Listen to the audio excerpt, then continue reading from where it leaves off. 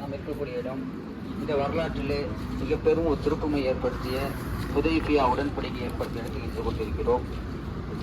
ஹஜ்ரத் அவர்கள் பஸ்ரிலே மிக தெளிவாக நீண்ட உரை நிறுத்தினார்கள். இந்த ஹுதைபியா உடன்படிக்கை சாராம்சத்தை மட்டும் எடுத்து கூறிவிட்டு இன்ஷா அல்லாஹ் நிறுத்தப்படுவோம். எனவே பெருமானா ஸல்லல்லாஹு அலைஹி வஸல்லம் அவர்கள் மதீனாவிலே இதில் 6ஆம் ஆண்டு ஒரு கனவு காண்கிறார்கள். காபாவுடைய சாவியை பெறுவதை போன்றும் காபத்துல்லாவை உம்ரா செய்வது போன்றும் அல்லது பெருமானா ஸல்லல்லாஹு கனவு காண்கிறார்கள். மறுநாள் காலை சஹாபாக்கெல்லாம் ஒன்று கூட்டி அந்த கனவை பற்றி கூறிக்கொண்டிருக்கிறார்கள். ரசூல் ஸல்லல்லாஹு அலைஹி வஸல்லம் அவர்கள் நான் உம்ரா செய்யலாம் என்று இருக்கிறது சொல்லும்போது ரசூல் ஸல்லல்லாஹு அலைஹி வஸல்லம் சஹாபாக்கெல்லாம் சேர்ந்து சுமார் 1400 சஹாபாக்களும் உம்ரா செய்ய தயாராகிறார்கள். இந்த குலைஃபா என்ற மீகாத்திலே எஹ்ராமுடைய ஆடை அணிந்து தங்களுடைய பணி குர்பானிக்காக அணிந்து கொண்டு ஆனால் பெருமானா ஸல்லல்லாஹு அலைஹி வஸல்லம் மக்காவை புறப்பட்டு கொண்டிருக்கிறார்கள். ஆனால் பெருமானா ஸல்லல்லாஹு அலைஹி வஸல்லம் ஒரு தூதுவர் அனுப்பி மக்காவிலே நாங்கள் உம்ரா செய்வதற்காக வருகிறோம், உங்களுக்கு எந்த விதமான சண்டையும் செய்வதற்காக நாங்கள் வரவில்லை என்ற செய்தியை ஒரு தூது எடுத்து வரும்போது அவர் மக்காவுக்கு வருகிறார்.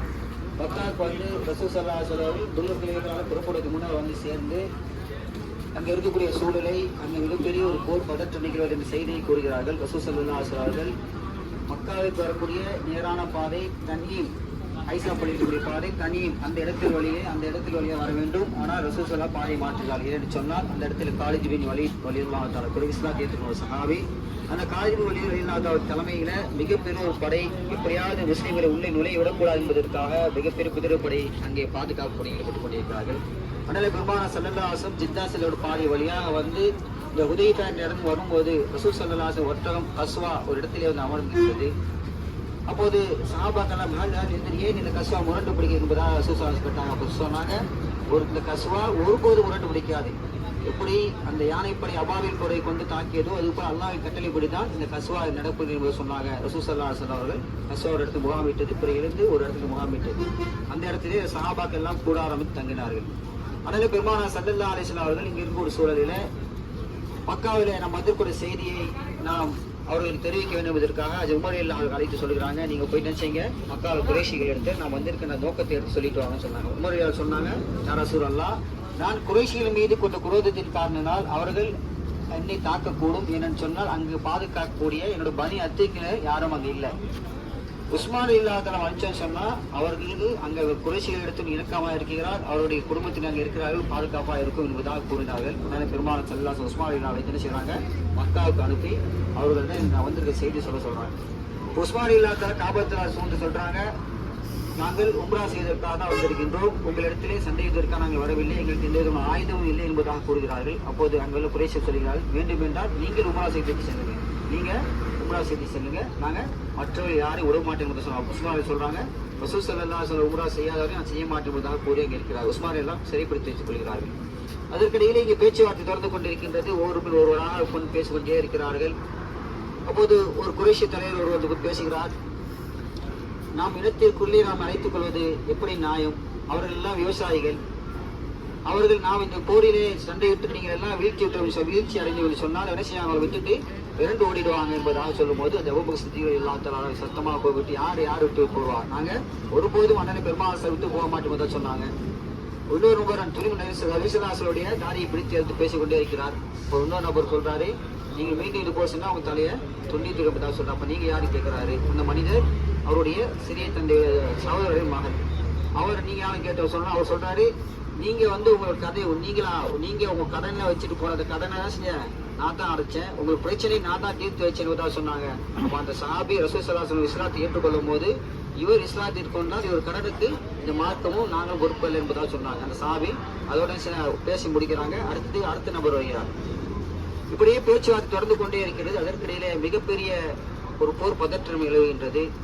உஸ்மான் ரலியல்லாஹு தஆலா அவர்களை மக்காவிலே குறைஷிகள் கொண்டு விட்டார்கள் என்ற செய்தி கிடைக்கின்றது.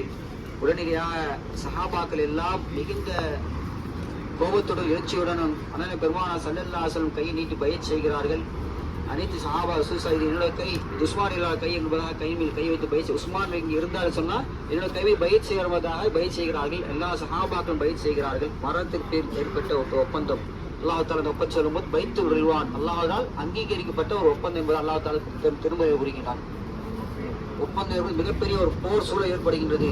இப்போது குறைஷிகளிலிருந்து சுஹைல் பின் அம்ர் ரலியல்லாஹு தஆலா பிறகு இஸ்லாம் ஏற்றுவாங்க சஹாபி. அவங்க என்ன செய்யறாங்க, நடந்து வராங்க, பேச்சுவார்த்தை வராங்க. ரசூல் ஸல்லல்லாஹு அலைஹி வஸல்லம் சஹல் வரது லேசாகிடுச்சு, நமக்கு நம்மளுடைய காரியம் லேசான்னு சொல்ல வந்து பேசுறாரு. நம்ம என்ன செய்வோம், ஒப்பந்தத்தை ஏற்போம். ரசூல் ஸல்லல்லாஹு அலைஹி வஸல்லம் எப்படியாவது நம்ம செஞ்சிடும் இந்த ஒப்பந்தத்தை, அந்த ஜீனுக்கு பாதகமா ஒரு சொல்லி ஏற்படாத நாம செஞ்சிடும். நம்ம எப்படி அவர்களுக்கு ஒரு தலையில நம்ம பேசினாலும் செஞ்சு நம்ம ஒப்பந்தத்தை போடுன்னு ரசூல் ஸல்லல்லாஹு அலைஹி வஸல்லம் எண்ணம். குறைஷியில இருந்து சுஹைல் பின் அம்ர் பேசுறாரு. என்ன சொல்றாரு, நீங்க இந்த ஆண்டு உம்ரா செய்யக்கூடாதுன்னு சொல்றாரு.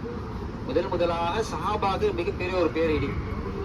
ஏன், அவர் மக்காவை விட்டு பிரிந்து 6 ஆண்டுகள் 10 ஆண்டுகளுக்கு மக்காவிலிருந்து விரட்டடிக்கப்பட்டு மக்காவிலும் மதினாவில் தங்கியிருக்கிறார்கள்.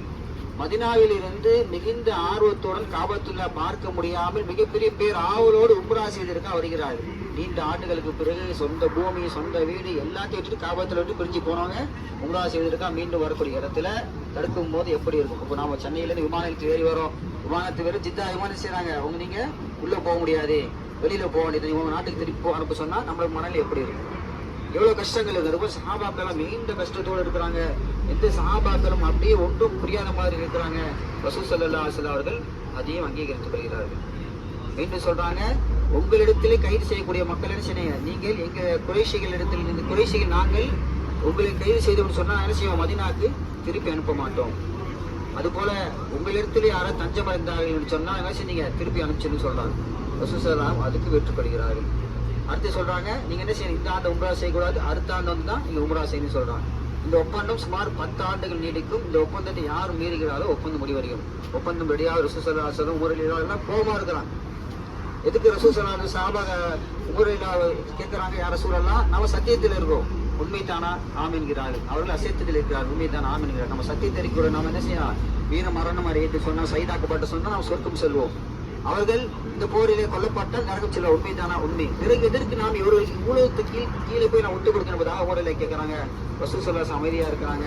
இதே வார்த்தையை அபூபக்கர் சித்திக் உமரில் கேட்கும். அபூபக்கர் சித்திக் எல்லாம் அவங்க அல்லாஹ்வுடைய தூதர், அவர்களுக்கு தெரியும், அவர்களுக்கு அல்லாஹ் இடத்திலிருந்து செய்தி வந்திருப்பதா சொல்கிறாங்க. ஒரு ஒப்பந்தம் ரெடியாக எழுதுறாங்க. எழுதும் போது அதனால பெருமான அலிலையில கூட்டல் ரசூல் ஸல்லல்லாஹு அலைஹி வஸல்லம் எழுதப்படுறது தெரியாது. அப்போ அலிலையில எழுதுறாங்க.